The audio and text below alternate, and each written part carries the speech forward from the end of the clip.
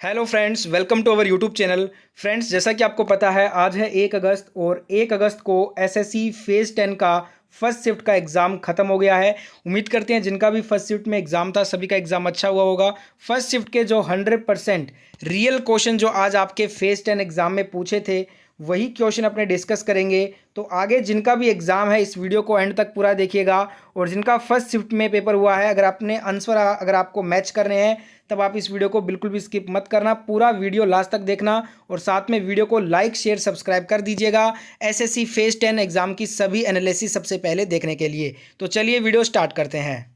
तो देखिए friends, question आपके स्क्रीन पे आ गए हैं। फर्स्ट आपसे एक क्वेश्चन पूछा गया कि हॉकी मैदान की लंबाई ये कितनी होती है। ये वाला क्वेश्चन आपका एमटीएस एग्ज़ाम में भी आया था और ये क्वेश्चन वहीं से रिपीट हुआ है आज आपके फेज़ 10 एग्ज़ाम में। हॉकी मैदान की जो लंबाई है वो आपके 91.40 मीटर होती है और वहीं बात करें इसकी चौड़ाई की तो 55 मीटर इसकी चौड़ाई होती है। तो यहाँ पे आपसे लंबाई पूछी गई थी तो लंबाई आपका हो जाएगा 91.40 मीटर। नेक्स्ट आपसे क्वेश्चन पूछा था सेकुलर सोशलिस्ट व इंटेग्रिटी शब्द को किस संविधान संशोधन के द्वारा जोड़ा गया।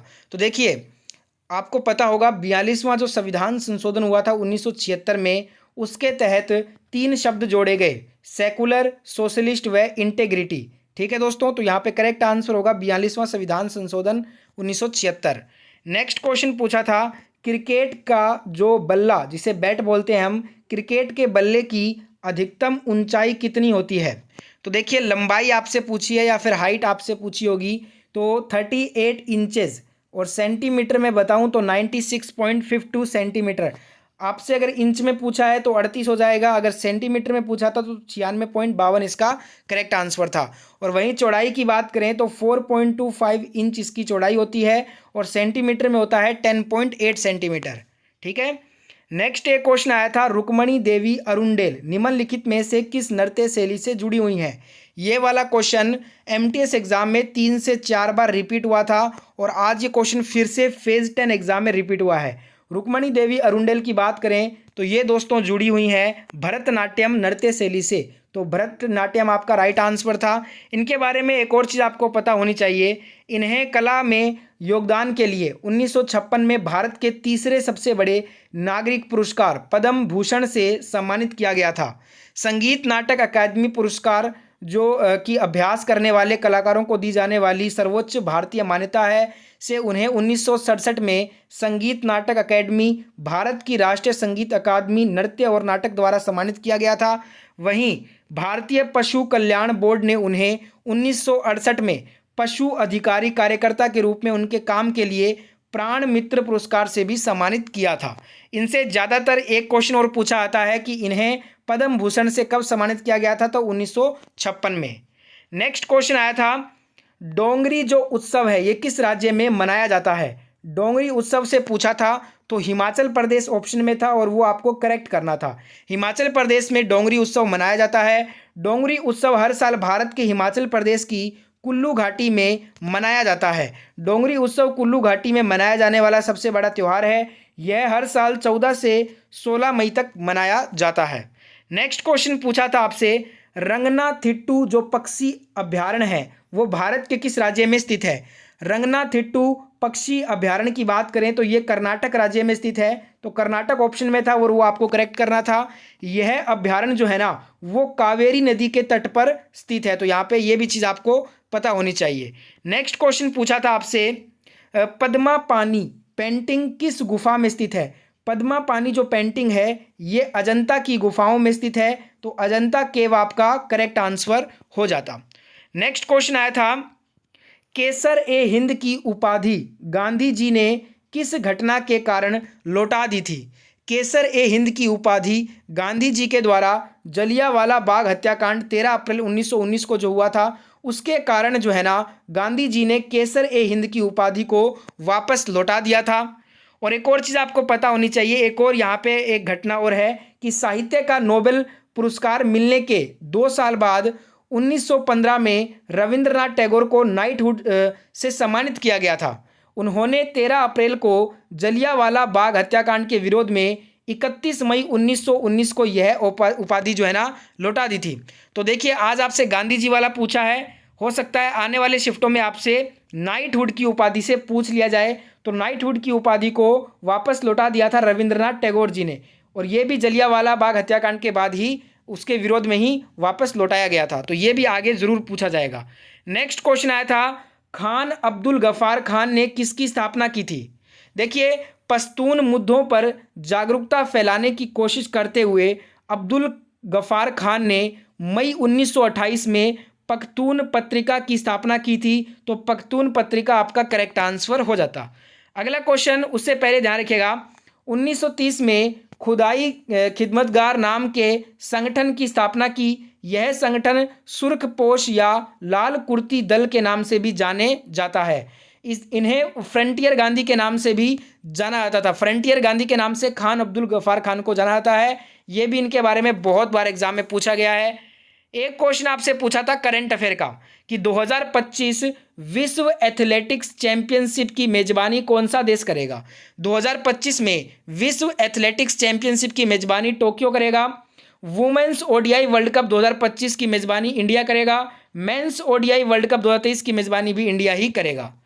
नेक्स्ट क्वेश्चन आया था, अशोक के अधिकांश अभिलेख किस भाषा और लिपि में लिखे गए थे? अशोक के अधिकांश जो अभिलेख थे ना, वो प्राकृत भाषा और ब्राह्मणी लिपि में लिखे गए थे। ठीक है, अशोक के अधिकांश अभिलेख 3 भाषाओं में लिखे गए, प्राकृत, यूनानी और आरामाइक।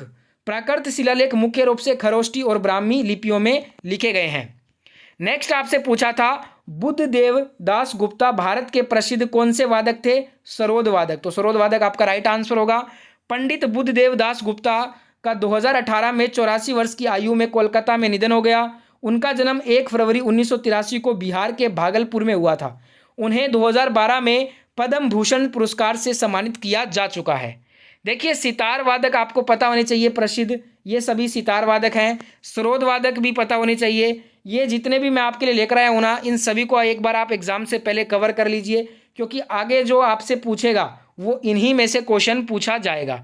ठीक है, तो जितने भी वाद्यंतर हैं, किनका संबंध किस वाद्यंतर से, ये आप याद कर लो, क्योंकि जो आपको यहाँ पे मैं इस वीडियो में करवा रहा हूँ ना, ये सारणी आपको पता होनी चाहिए, क्योंकि यहीं से आने वाले शिफ्टों में वाद्यंतर पूछे जाएंगे। इनके सभी के आप स्क्रीनशॉट ले लीजिए एक बार फटाफट से।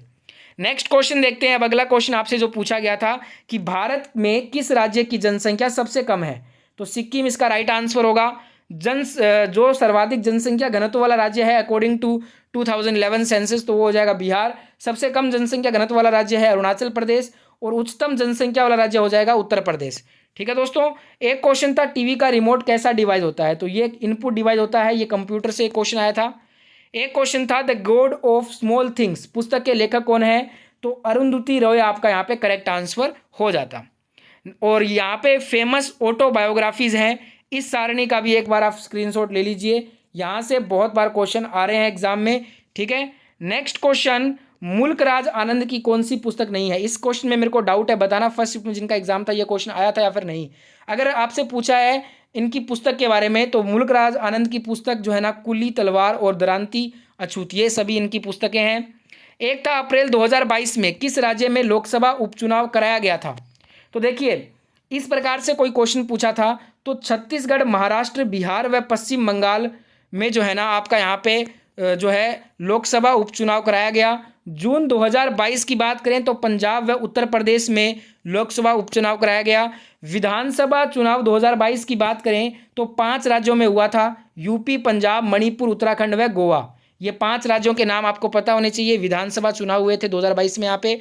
और आज आपसे अप्रैल 2022 का पूछा है तो छत्तीसगढ़, महाराष्ट्र, बिहार व पश्चिम बंगाल में हुआ था लोकसभा उपचुनाव। जून 2022 में पंजाब व उत्तर प्रदेश में हुआ है। नेक्स्ट क्वेश्चन था, मेजोरिटी का एंटोनियम पूछा था, तो माइनॉरिटी हो जाएगा इसका राइट आंसर। और एक आपसे एंटोनियम ऑफ नेटिव पूछा था और एंटोनियम ऑफ ब्रिज पूछा था, तो इन दोनों के आंसर यहाँ पे मैंने आपको बताए हैं, एक बार देख लेना आप। और एक क्वेश्चन था, केसरी हिंद की उपाधि किसे दिया गया था? महात्मा गांधी को। ये वाला क्वेश्चन अपने कर चुके हैं अभी। और एक वर्ल्ड हेरिटेज साइट एक्ट से कोई क्वेश्चन था, अगर आपको ये क्वेश्चन याद है वर्ल्ड हेरिटेज साइट एक्ट वाला, तो कमेंट जरूर कीजिएगा। और लगभग क्वेश्चन अपने कर चुके हैं। एक टोक्यो ओलंपिक 2020 से संबंधित कोई क्वेश्चन था, अगर आपको याद है तो कमेंट जरूर करना। और फ्रेंड्स देखिए, मैसूर किसके लिए प्रसिद्ध है? एक इस प्रकार से क्वेश्चन आया था, तो ऑप्शन में सिंचाई होगा, तो सिंचाई आपका राइट आंसर हुआ था। एक आया था टीपू सुल्तान की मृत्यु से रिलेटेड, तो इसकी मृत्यु जो हुई थी वो चौथे एंग्लो मैसूर युद्ध में हुई थी। ठीक है, 1798-99 में ये युद्ध हुआ था। ठीक है फ्रेंड्स, और लगभग अगर आपको कुछ क्वेश्चन याद हैं फर्स्ट शिफ्ट के और तो कमेंट कीजिएगा। मैं मिलता हूं आपसे सेकंड और शाम को ऑल शिफ्ट के एनालिसिस के साथ। पीडीएफ फाइल अगर आपको डाउनलोड करना है तो टेलीग्राम चैनल ज्वाइन कर लीजिए, लिंक आपको डिस्क्रिप्शन में मिल जाएगा।